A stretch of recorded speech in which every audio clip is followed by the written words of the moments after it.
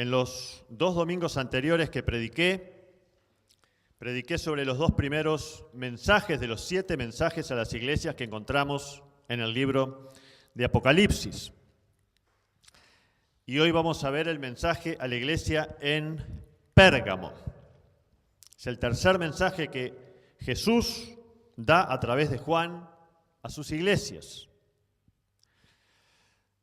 Y hablando con Diane cuando estaba preparando este mensaje, dice, otra vez vas a hablar de Apocalipsis. Y yo me puse a orar para estar seguro de que fuera el Señor que me dijera que sí, que vamos a hablar de Apocalipsis. En realidad, más que de Apocalipsis, vamos a hablar del Señor y de su palabra. Pero yo he sentido de Dios de predicar este mensaje, que primeramente el Señor me lo habló a mí, para que yo se los pueda transmitir, porque siento claramente del Señor. Estaba pensando que cuando yo era joven, mucho tiempo atrás, apenas unos días, Apocalipsis era algo que se veía en aquel momento, quizás como un futuro lejano, o por lo menos no tan cercano. Había, como siempre hubo a lo largo de la historia, interés en el Apocalipsis, pero como algo que algún día vendría, como una cuestión, como se le llamaba en aquel momento, de los últimos tiempos. Y era interesante pensar y tratar de entender a través de la palabra qué es lo que Dios iba a tener en el futuro. Pero en estos tiempos que corren, quizás el Apocalipsis cada vez es menos una enseñanza del futuro y se está transformando aceleradamente en un mensaje del presente. Antes el presente era la era de la iglesia y el Apocalipsis era un futuro que en algún momento vendría. Pero hoy poco a poco estamos llegando, creo yo, a un momento en que quizás el Apocalipsis cada vez es y será menos futuro y más presente. Porque quizás algunas de las cosas que se nos dicen en Apocalipsis, revelación, ya están empezando a suceder y están empezando a ocurrir. Anoche cuando escuchaba los truenos, y lo hablaba con Juan Carlos, que también tiene unos cuantos años encima, menos que yo, pero también unos cuantos, y comentábamos que quizás nos cueste recordar momentos en que hayamos escuchado truenos como los de anoche. Incluso hubo un trueno muy largo, y yo le dije a Brandon, ¿pero esto será un trueno o será un terremoto? Y no estoy exagerando si les digo que las tejas de la cabaña se movían. Hasta me dio miedo. Y la cabaña tiene unos cuantos años. Los truenos retumban, uno se asusta, hay que ruido, que los relámpagos, a veces se siente el chasquido de un rayo que cae cerca. Pero esa onda, esa frecuencia, que no sé lo que es, si es una onda expansiva, frecuencia baja o qué, que hace temblar las tejas, las paredes, las ventanas, los vasos chocaban entre sí sobre la mesa. Seguramente cuando avance el Apocalipsis van a haber cosas peores que estas, pero están pasando en todo el mundo cosas que nos hacen pensar que los tiempos están cambiando y que el cumplimiento de la profecía se está acelerando. Y por eso nosotros tenemos que estar a la altura de estar preparados. Jesús dijo, cuando la higuera da sus primeros frutos, sabemos que llega la estación. Y nosotros estamos viendo las primeras señales, las primeras hojas de una edad nueva, desafiante, y para la cual tenemos que estar preparados. Porque va a ser una época, el Apocalipsis, difícil para los creyentes que la vivamos, pero a la vez emocionante. ¿Cuántos creyentes que ya no están con nosotros se perdieron eso que nosotros quizás vamos a vivir? Y dice este mensaje a Pérgamo, Apocalipsis 2:12, Escribe al ángel de la iglesia de Pérgamo, esto dice el que tiene la espada de dos filos, el que tiene la aguda espada de dos filos. Sé dónde vives, allí donde Satanás tiene su trono. Sin embargo, sigues fiel a mi nombre. No renegaste de tu fe en mí, ni siquiera en los días en que Antipas, mi testigo fiel, sufrió la muerte en esa ciudad donde vive Satanás. No obstante, tengo unas cuantas cosas en tu contra, que toleras ahí a los que se aferran a la doctrina de Balaam, el que enseñó a Balac a poner tropiezos a los israelitas, incitándolos a comer alimentos sacrificados a los ídolos y a cometer inmoralidades sexuales. Toleras asimismo a los que sostienen la doctrina de los nicolaitas. Por lo tanto, arrepiéntete. De otra manera, iré pronto a ti para pelear contra ellos con la espada que sale de mi boca. El que tenga oídos, que oiga lo que el Espíritu dice a las iglesias. Al que salga vencedor, le daré del maná escondido y le daré también una piedrecita blanca en la que está escrito un nombre nuevo que solo conoce el que lo recibe. Escribe al ángel de la iglesia de Pérgamo. Jesús no dice, este es el mensaje para la iglesia de Pérgamo, sino que le dice al apóstol Juan, escribe al ángel de la iglesia de Pérgamo. Y el ángel se interpreta normalmente que es el pastor y los líderes de una congregación, a los cuales Dios nos habla su palabra para que nosotros alimentemos con esa palabra recibida del Señor a la congregación.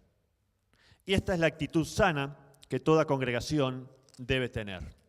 Escuchar la palabra que Dios proclama y edifica la iglesia a través de sus siervos, tomándola no como una palabra de hombre, sino como el mensaje directo que Dios tiene para su iglesia. Jesús le habla a ese ángel y le dice, esto dice el que tiene la aguda espada de dos filos. ¿Cuál es esa espada? La palabra de Dios. La palabra que es poderosa. La palabra que tiene dos filos, que corta en todas las direcciones. En Hebreos 4, 12 y 13 dice que la palabra de Dios es viva y eficaz y más cortante que cualquier espada de dos filos, penetra hasta la división del alma y del espíritu, de las coyunturas y de los tuétanos, y es poderosa para discernir los pensamientos y las intenciones del corazón, y no hay cosa creada oculta a su vista, sino que todas las cosas están al descubierto y desnudas ante los ojos de aquel a quien tenemos que dar cuentas. Entonces la palabra de Dios se presenta, se asimila a una espada de dos filos porque corta en todos los sentidos. También se interpreta los dos filos en el sentido de que la palabra de Dios es pertinente para las cosas materiales de este mundo y es pertinente para las cosas espirituales. En la palabra de Dios encontramos obviamente todo lo que atañe a la salvación, cómo nosotros podemos ponernos en paz con Dios, cómo podemos recibir a Cristo en nuestro corazón y de esa manera pasar a ser hijos de Dios y asegurarnos nuestra entrada a la eternidad para vivir con Jesús. Pero también la palabra de Dios está llena de consejos prácticos, incluso consejos de mayordomía, de economía, de cómo organizar nuestra vida. Está llena de excelentes consejos para la vida matrimonial, cómo edificar una familia sana, una familia basada en buenos principios. La Biblia está llena de consejos que nos enseñan cómo ser buenos ciudadanos, ciudadanos de buena influencia. Ahora que está esto de las elecciones, que tenemos todo un año electoral, las internas, las principales, el balotaje, y quién sabe si no tenemos por ahí algún plebiscito que este año o el que viene, el año que viene las elecciones municipales. Así que de aquí a un año y algo vamos a ir varias veces a las urnas. Por lo menos irán los que cumplan con su deber cívico. Y la Biblia está llena de enseñanzas, consejos para todos los órdenes de la vida. Por eso dice, esto dice, el que tiene la aguda espada de dos filos. También la espada es símbolo de la autoridad. La Biblia tiene poder, tiene autoridad en la palabra de Dios para resolver nuestros conflictos. Podemos afirmarnos en sus enseñanzas, en sus preceptos, para vivir una vida segura.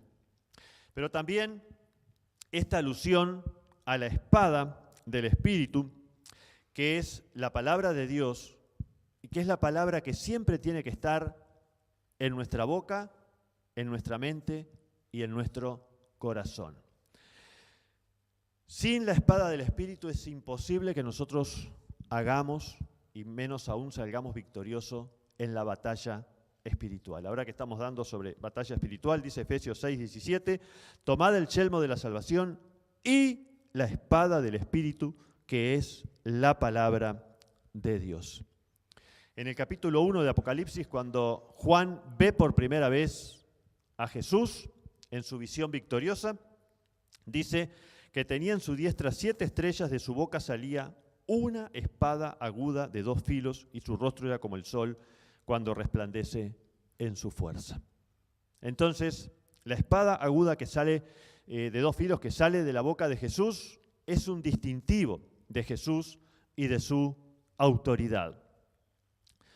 Y esta iglesia en Pérgamo, es muy importante que Jesús se identifique como el que tiene la espada aguda de 2 filos.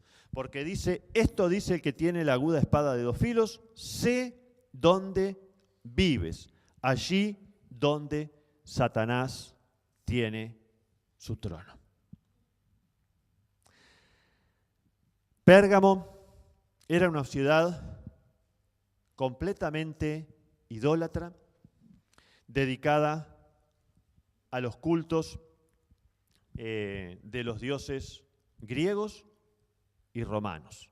Se juntaban los dos. A veces nosotros pensamos, no, el trono de Satanás está acá en Uruguay o está en Montevideo. Pero comparado con Pérgamo, lo que el diablo tiene acá es una pequeña sucursal.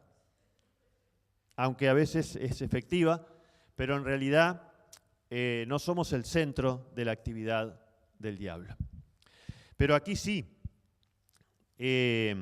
dice, vives allí donde Satanás tiene su trono. Y en esta ciudad de Pérgamo había un monumento que era el altar de Zeus. Zeus era el dios principal de los griegos. Y había un enorme altar que se le llamaba justamente el altar de Zeus y que se piensa que es lo que Juan les dice a esta iglesia como el trono de Satanás. Ese enorme altar tremendo que hoy ya no está en Pérgamo. Adivinen dónde está. Está en el Museo de Pérgamo. ¿Y dónde está el Museo de Pérgamo? Nosotros pasamos enfrente, en Berlín. Lo desmontaron piedra por piedra y lo volvieron a armar. En 1930. Y si pensamos todo lo que pasó a partir de Berlín, de 1930 en adelante, a mí me da escalofrío. Yo estaba pensando, nosotros cuando estuvimos en Berlín visitamos un montón de edificios, museos, y cuando visitamos otros lugares, otros familiares, nos decían, ¡ay, no estuvieron en el Museo de Pérgamo! No, pasamos enfrente 2 o 3 veces y nunca entramos. Gracias a Dios. Algo nos frenó de entrar ahí. Entonces, la opresión espiritual que se vivía en Pérgamo era terrible. Los creyentes vivían realmente una situación difícil, porque además de la persecución que daba el Imperio Romano, que eso se daba en muchos otros lados, ahí había una pesadez de tipo espiritual, como también de alguna manera tenemos en Uruguay y en muchos otros lados, que casi la opresión satánica sobre la ciudad y sobre las actividades se siente, se percibe. Y a esa iglesia que estaba viviendo bajo una tremenda opresión política y espiritual, política a través de la persecución del Imperio Romano, espiritual a través de todos los cultos satánicos que se desarrollaban en esa ciudad y de los altares satánicos que allí había. A esa iglesia Jesús se le manifiesta como el que tiene la aguda espada de dos filos. Lo que Jesús le está diciendo a la iglesia de Pérgamo es: no importa los poderes espirituales que estés enfrentando. El poder de mi palabra es mayor, porque mi palabra es una espada de dos filos. Y le dice, yo sé dónde vives, allí donde Satanás tiene su trono. Y el mensaje que Jesús le da a esta iglesia y que yo quisiera que quedara firmemente grabado en nuestros corazones es que para Dios no importa tanto dónde vivimos. Para Jesús no importa tanto quiénes viven a nuestro alrededor. Lo que importa es quién vive en nuestro corazón. Podemos vivir rodeados de demonios muy poderosos. Y nosotros en Uruguay tenemos demonios poderosos. Tenemos todo el tema de la masonería, sobre la cual se fundó la patria, y tenemos todo el tema de Imanjá y todos esos cultos relacionados con el ocultismo, con la umbanda, etc. Y son poderosos. Sería tonto dejar de reconocer que no tienen un gran poder. Pero el que tiene la espada de dos filos, el que tiene la autoridad final, el que gobierna por sobre todos los otros principados y potestades y poderes, como dice ahí en Efesios 6, es Jesús.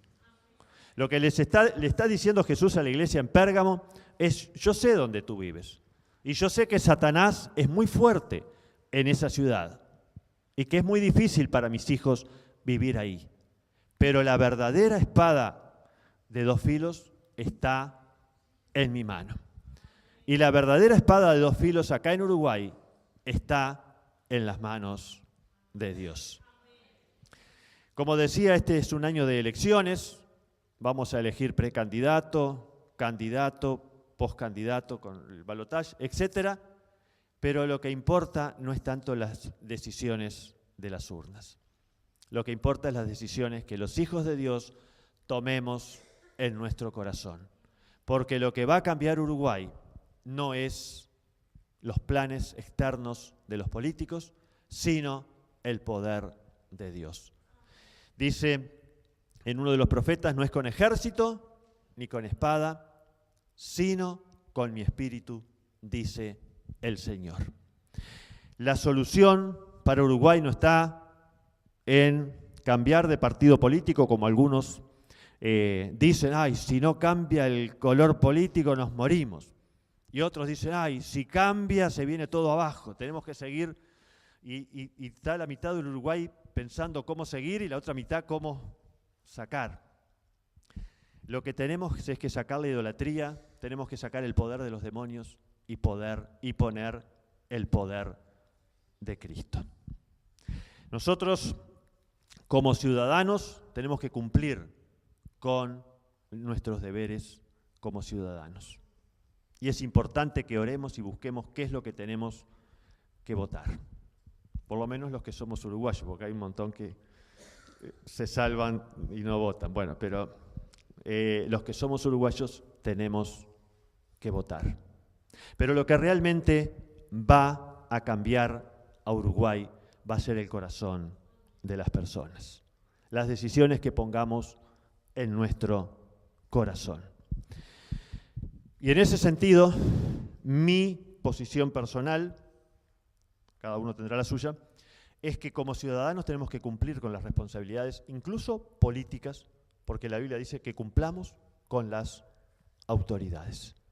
Pero el primer lugar se lo tenemos que dar a Dios.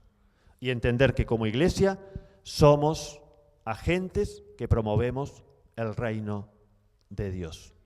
Y no ningún partido, por más que nos simpatice o que nos antipatice. Entonces, en ese sentido, yo siempre he dicho que ni la iglesia debe entrar en la política, ni la política debe entrar en la iglesia. Pero eso no significa que como personas cada uno nos separemos. Cumpliremos en cada estamento, en cada situación, nuestra responsabilidad. Sé dónde vives, allí donde Satanás tiene su trono. Jesús sabe las dificultades que estamos enfrentando, Jesús sabe las luchas que nosotros estamos enfrentando. Sin embargo, dice Jesús, y a nosotros nos dice, sin embargo, sigues fiel a mi nombre. Esto sí que es algo tremendo. ¿Dónde se puede ser fiel al nombre de Dios? ¿Dentro de la iglesia?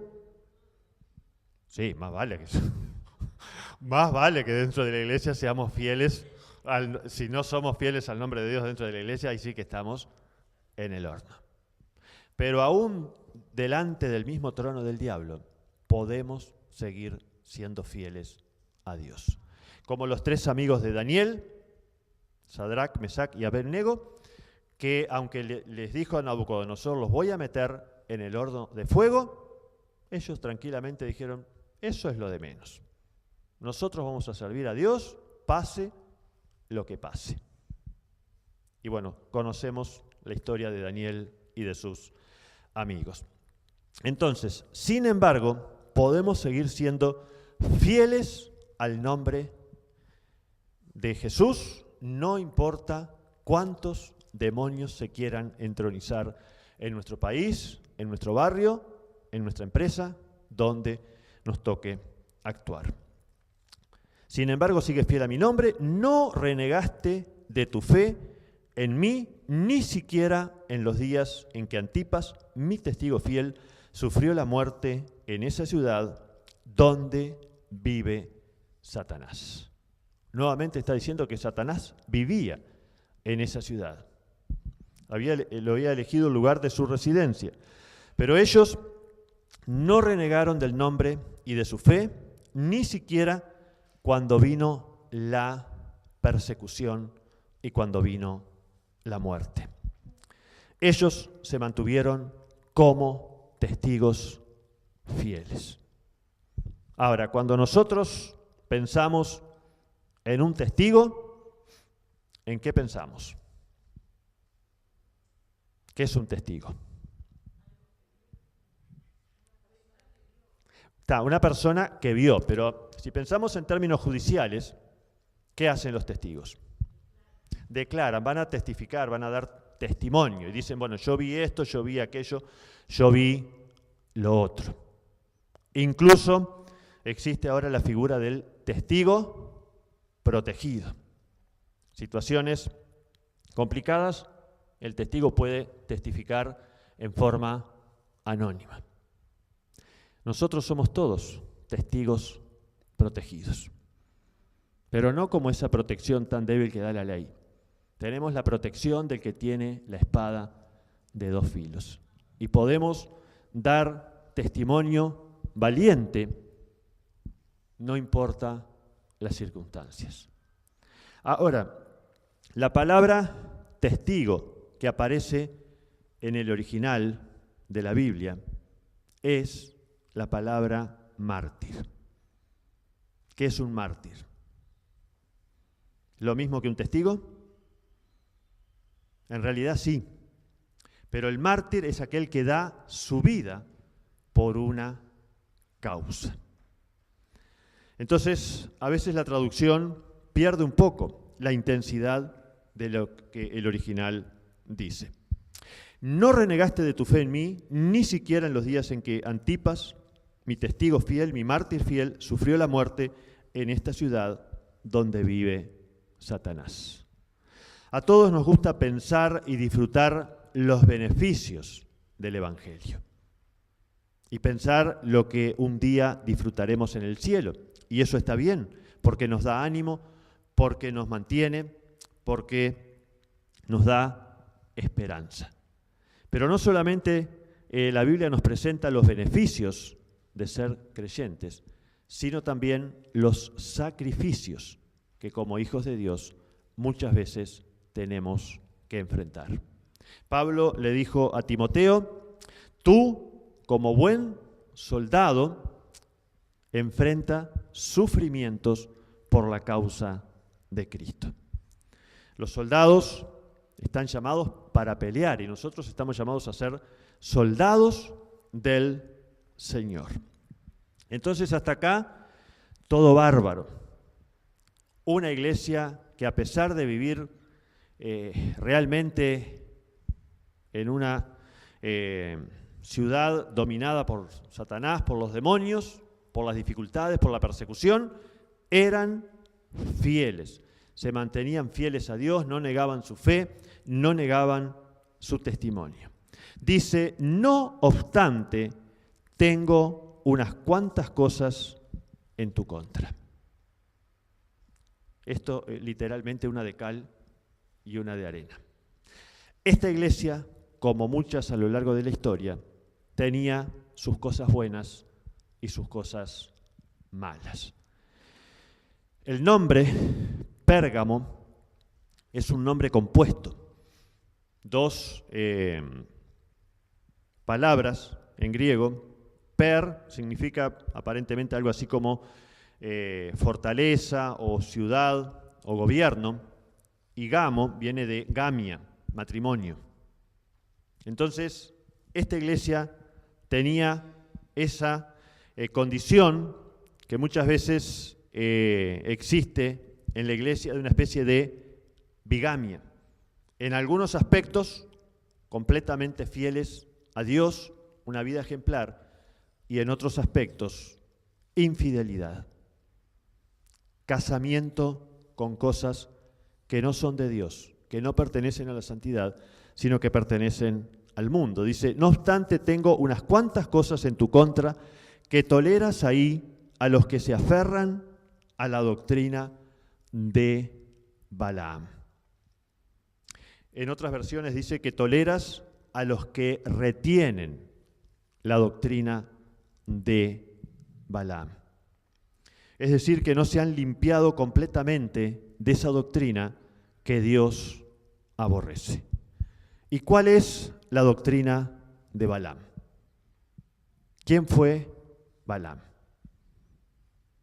El de la burra, ¿sí? Aquel profeta que Balac lo llamó para que maldijera al pueblo de Israel a cambio de darle mucho dinero. Y él, la primera vez que le hicieron la oferta, dijo, no, yo no puedo hacer lo que Dios no me permite. Entonces volvieron los mensajeros al rey, le dijeron eso y dice, no, pero ofrézcanle más dinero. Entonces volvieron y él dice, no, pero yo no puedo hacer nada de lo que Dios no me mande. Pero igual, si ustedes quieren, los acompaño.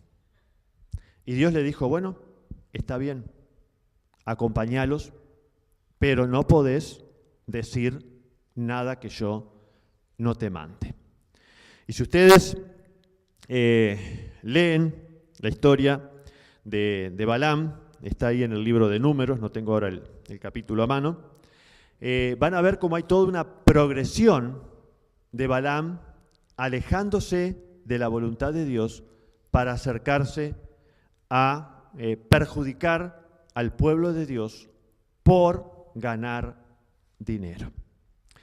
Y lo que es importante, y seguramente es lo que recalca acá cuando dice que se aferran a la doctrina de Balaam, es que si bien Dios le dio permiso a Balaam para ir, siempre y cuando después se sujetara a su voluntad, la voluntad original de Dios no era que Balaam fuera a maldecir a Israel. Cuando él recibió a los embajadores por segunda vez, Dios ya le había dicho claramente, no vayas. Y ese es un problema que muchas veces, la primera vez que Satanás nos tienta con algo o llama a nuestra puerta, estamos alerta y decimos no, de ninguna manera. Pero a veces la segunda, la tercera, la cuarta, llega un momento que decimos, bueno, ya que insistís, y entonces dejamos de caminar en la voluntad perfecta de Dios para empezar a caminar en la voluntad permisiva de Dios. Dios hay muchas cosas que nos permite hacer, aunque no son su perfecta voluntad. Y esta es, creo yo, uno de los aspectos de la doctrina de Balaam. Uno de los aspectos es hacer las cosas por interés económico. Y decir, bueno, capaz que no es del todo limpio, qué sé yo, pero me da buena ganancia. Cuidado cuando, como creyentes, caemos en esa situación.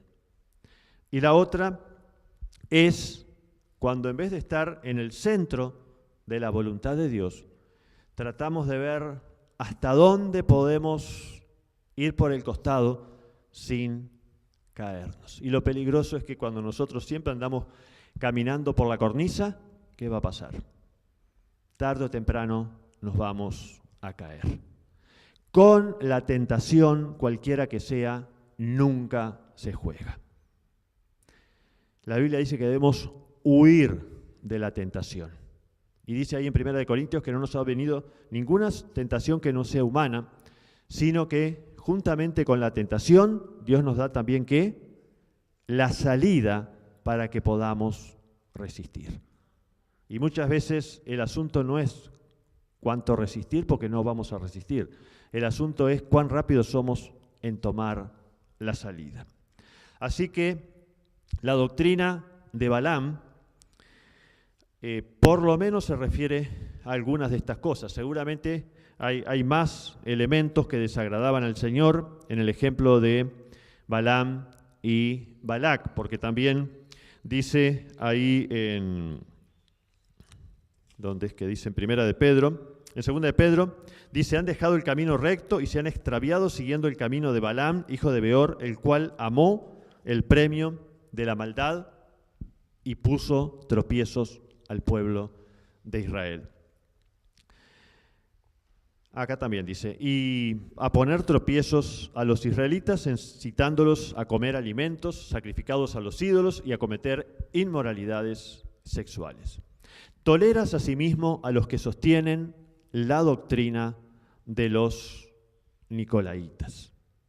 Esto aparece en otras de las cartas, ya lo hemos visto en Esmirna, que dice que es una doctrina que Dios aborrece. Y esto está dentro de los no obstante, o sin embargo. A pesar de lo bueno que tienen, no obstante, Jesús dice que tiene contra ellos que toleran a los que retienen la doctrina de los nicolaitas. ¿Y cuál es la doctrina de los nicolaitas? No se sabe. A ciencia cierta no se sabe. Hay muchas especulaciones. Por un lado, se sabe que hubo un monje de nombre Nicolás y quizás algunas de sus enseñanzas estaban afectando a algunas iglesias tempranas del cristianismo. También Nicolás tiene un significado en griego. Algunos ensayan una explicación por ese lado, pero lo cierto es que realmente no sabemos. Y yo, cuando preparaba este mensaje, y de 40 años para acá, me vengo preguntando, ¿qué son los nicolaitas?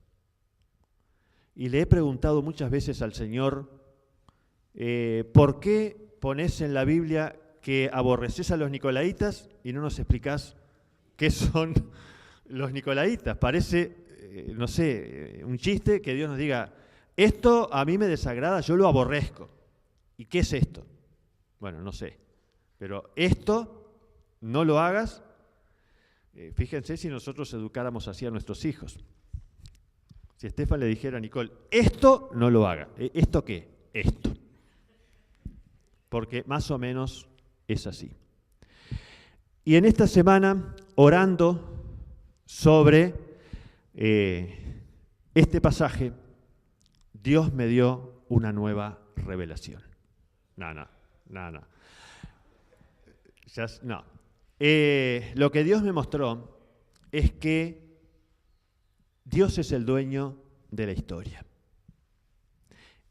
En el siglo I, la Iglesia enfrentaba una falsa doctrina que se conoce como el nombre de nicolaitas. Y yo creo que cuando estemos en el cielo Dios nos va a explicar. Nos está solamente haciendo esperar un poco. Y Dios no dejó en su palabra ni en otros documentos una explicación clara de qué son los nicolaitas, porque esa falsa doctrina y falsa enseñanza que estaba contaminando la Iglesia era un problema para ellos, no un problema para nosotros. Nosotros tenemos otros problemas que hoy nos afectan y que nosotros sabemos cuáles son esos problemas. Si Jesús pusiera acá, escribe al ángel de la iglesia en roca eterna, tendría varios no obstante, y que nosotros conocemos muy bien. Y entonces no tenemos que distraernos especulando qué serán los nicolaitas, qué habrán enseñado, qué tendría de malo su enseñanza.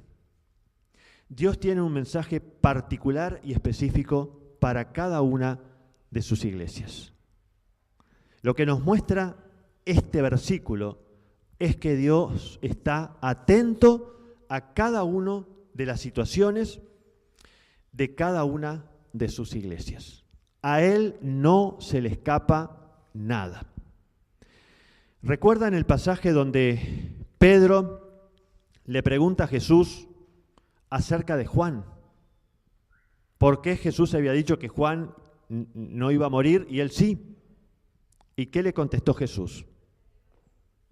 ¿A ti qué te importa? Yo estoy hablando contigo. Con Juan hablaré después y arreglaré cuentas con Juan, pero no voy a arreglar contigo las cuentas de Juan. Y Dios no va a arreglar con nosotros las cuentas de ninguna otra iglesia. Nosotros tenemos que preocuparnos de arreglar nuestras cuentas con Dios. Y esto creo que es muy pertinente porque estamos viviendo en un tiempo donde hay tanta diversidad en el pueblo evangélico que ya ni siquiera sabemos cuáles son sus límites.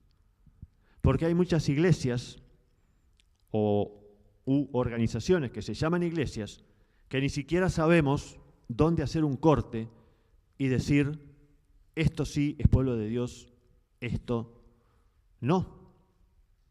No voy a nombrar a nadie acá, pero todos ustedes saben que hay determinadas sectas o iglesias que sabemos que no son de Dios porque claramente tienen enseñanzas que no concuerdan con el Evangelio. Pero hay otras que nos preguntamos, ¿pero son de Dios? ¿No son de Dios? Dios se encargará de cada una de ellas. Nosotros tenemos que preocuparnos por nosotros, estar seguros de no retener entre nosotros cosas que desagradan a Dios. Y cuando el Espíritu Santo nos muestra cualquier cosa que nosotros estemos haciendo o dejando de hacer, porque hay pecados por acción y hay pecados por omisión. A veces son más escandalosos los pecados por omisión que los pecados por acción. Pecado por acción es cuando yo hago algo que está mal. Por ejemplo, fornicar. Eso es un pecado por acción. Por omisión es cuando dejo de hacer algo que Dios me pide. Por ejemplo, amar al prójimo. Si yo no hago mal al prójimo, si yo no hice nada. Sí, bueno, ese es el problema. Entonces, cuando Dios nos muestra algo que le desagrada, que está dentro de esta lista, no obstante, ¿qué es lo que tenemos que hacer? Lo que dice acá, por lo tanto, arrepiéntete.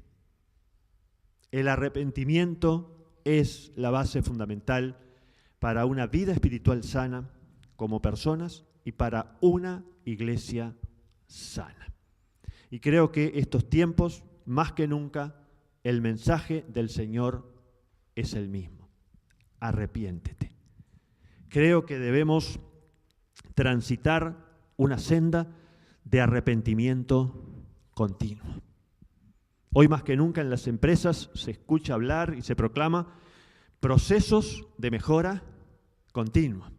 ¿No es cierto, Estefan? Los que trabajan en alguna fábrica, alguna organización, saben que la mejora continua es casi un ídolo. Bueno, para nosotros no va a ser un ídolo, pero debe ser un motivo de constantemente estarnos arrepintiendo, estar cambiando, estar viendo qué cosas le agradan a Dios para profundizar en ellas y qué cosas le desagradan para apartarnos. Dice, arrepiéntete, de otra manera iré pronto a ti para pelear contra ellos con la espada que sale de mi boca. ¿Con qué va a pelear el Señor? Con la espada que sale de su boca. Es decir, que el árbitro que resuelve todos los conflictos entre creyentes y dentro de las iglesias, ¿cuál es? La palabra, los preceptos de la palabra. ¿Y de dónde sale la palabra? De la boca del Señor. Y esto es algo muy importante. El Salmo 149, atento, Tomás. Salmo 149, versículos 4 al 9, dice, porque Jehová tiene contentamiento en su pueblo, hermoseará a los humildes con la salvación. Regoncíjense los santos por su gloria y canten aún sobre sus camas. Exalten a Dios con sus gargantas y espadas de dos filos en sus manos. ¿Dónde está la espada de dos filos? En la mano. Para aprisionar a sus reyes con grillos y a sus nobles con cadenas de hierro, para ejecutar en ellos juicio decretado. Gloria será esto para todos sus santos. Aleluya. Entonces, regocijarnos. Esto habla de adoración, de contentamiento en Dios. Canten aún sobre sus camas. ¿Cuándo debemos alabar? Aún cuando estamos dormidos. No tenemos que irnos refunfuñando a la cama. Tenemos que irnos en paz, adorando y alabando a Dios. Esto me lo digo a mí y de paso si alguno también lo necesita, tómelo. Pero no lo digo porque sea un ejemplo, sino porque necesito ser un ejemplo en esto. Canten aún sobre sus camas, exalten a Dios con sus gargantas. Lo que nos debe dejar sin voz y sin aliento, que es la exaltación, la alabanza y espadas de dos filos en sus manos. Donde nosotros muchas veces tenemos una espada afilada, acá. Pero la tenemos que tener acá. Nuestra lengua no tiene que ser una espada afilada, menos aún una espada venenosa. Nuestra lengua tiene que ser solamente instrumento de alabanza y de adoración a Dios. La palabra en las manos. La palabra debe ser el fundamento de nuestro trabajo, de nuestra enseñanza, de nuestros principios. Nuestra vida debe estar edificada sobre la palabra. Pero la espada aguda de dos filos sale de la boca de Dios. No debe salir de nuestra boca. el juicio nunca está reservado para nosotros, está reservado para el Señor. Y esto es algo que tenemos que tomar en cuenta. Porque si nosotros ponemos la espada de dos filos en nuestra propia lengua, nos hacemos a nosotros mismos Mesías, salvadores del mundo. Y nosotros apenas somos llamados a ser instrumentos para que otros conozcan al verdadero Salvador. Mesías hay uno solo. Aspiraciones mesiánicas quizás hay muchas. Y cada uno sabrá la idea que le viene a la mente. Pero Mesías hay solamente uno y es el Señor. Por tanto, arrepiéntete. Si no, dice, vendré y pelearé con ellos con la espada que sale de mi boca. Ahora, ¿contra quién va a pelear? Contra ellos. No dice contra ustedes, contra ellos. El Señor no nos va a pedir cuenta de lo que otros estén haciendo mal. Sí nos va a pedir cuentas de que nosotros nos separemos de los que están haciendo mal. Dice, no obstante, tengo unas cuantas cosas en tu contra, que toleras ahí a los que se aferran a la doctrina de Balaam y a los que retienen la doctrina de los nicolaitas. Nosotros tenemos que tener especial cuidado de no ser de tropiezo para otros y de marcar una diferencia clara y una separación clara de los que son de tropiezo. No juzgarlos porque el juicio le corresponde a Dios, pero tampoco asociarnos, llamarle a todo lo mismo. El que tiene oídos, que oiga lo que el Espíritu, y está con mayúscula, dice a las iglesias. Esto que hemos predicado no es algo que se nos ocurra a nosotros, sino que es algo que Dios quiere que nosotros escuchemos. Cuando Dios nos habla a través de la palabra, es Él que directamente le habla a nuestro corazón. El que tenga oídos, que oiga lo que el Espíritu dice a las iglesias. Y cuando dice el que tenga oídos, no se refiere a tener oídos físicos, sino oídos espirituales. Querer, atender y entender y aceptar lo que Dios nos dice. Y termina, como todas las cartas, con una promesa. En realidad acá son dos. Al que salga vencedor, le daré del maná escondido. El maná era el alimento con el cual Dios alimentó a su pueblo los 40 años que ellos peregrinaron por el desierto. El maná, ¿dónde estaba? Bueno, caía del cielo, pero estaba ahí a la vista. Ese maná no venía porque a Dios se le ocurrió que por 40 años hicieran dieta, sino que ellos tuvieron que estar 40 años alimentados con maná por su incredulidad. Porque el propósito de Dios es que en 40 días entraran en la tierra prometida y ahí disfrutaran de los abundantes frutos que esa tierra tenía. Tuvieron que estar 40 años conformándose con el maná, esperando a que pasara la incredulidad para poder entrar en la tierra prometida. Y muchas veces nosotros nos pasa lo mismo. Estamos a base de maná porque no le hemos creído a Dios para disfrutar de la tierra que fluye leche y miel. El maná siempre es algo pasajero y es un alimento sustitutivo. El verdadero alimento que Dios tiene para sus hijos es la tierra que fluye leche y miel. Y dice, le daré del maná escondido.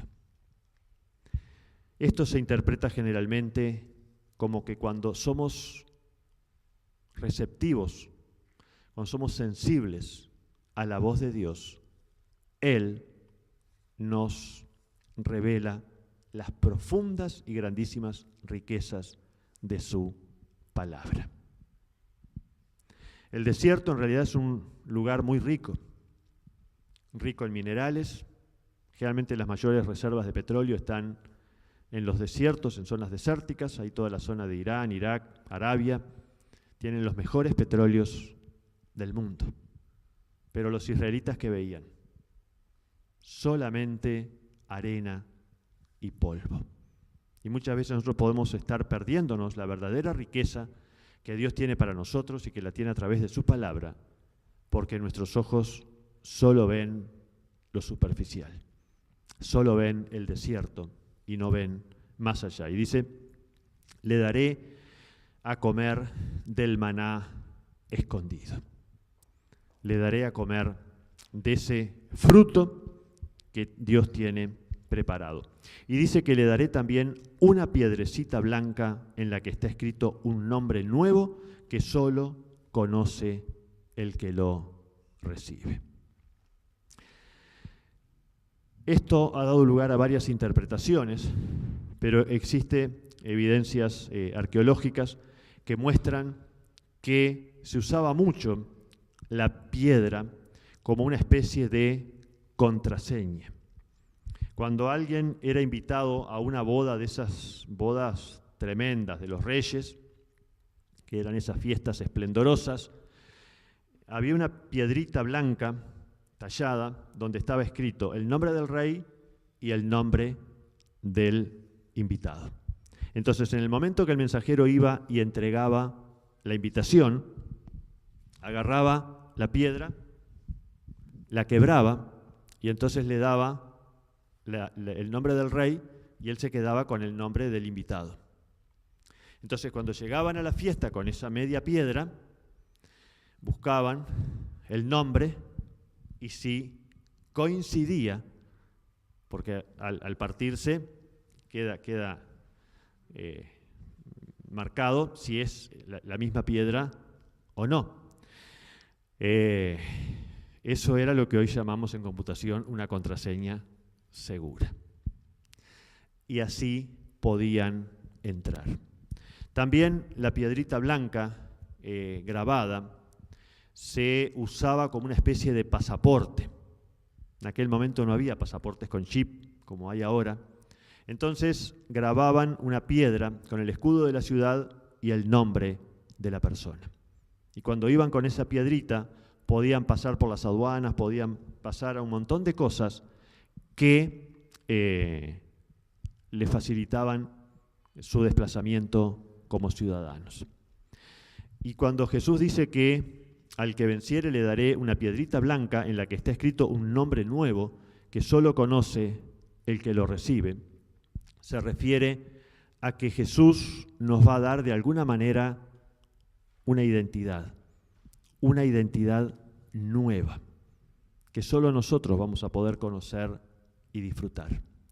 Y así como esa piedra les daba la entrada a la boda a los que eran invitados, la presencia del Espíritu Santo en nuestros corazones nos asegura que cuando lleguemos a las puertas de las bodas del Cordero, ahí la contraseña va a funcionar.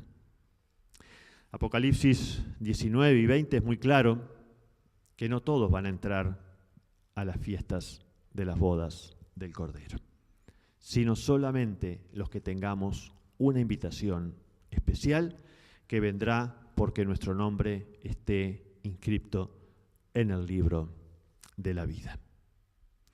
¿Y cómo aseguramos que nuestro nombre esté escrito en el libro de la vida? Aceptando a Jesús en nuestro corazón.